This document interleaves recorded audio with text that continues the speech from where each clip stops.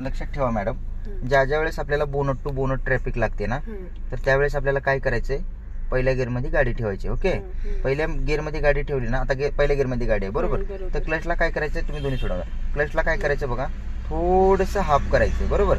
Half केलं, vibration मोडला गाडी आली, व्हायब्रेशन मोडला गाडी आल्याच्या नंतर काय करायचं, ब्रेकला सोडून एकदा चेक करायचे. समजा गाडी रन करायला लागली तर समजून जा आपली गाडी बायटिंग पॉईंटला आली बरोबर.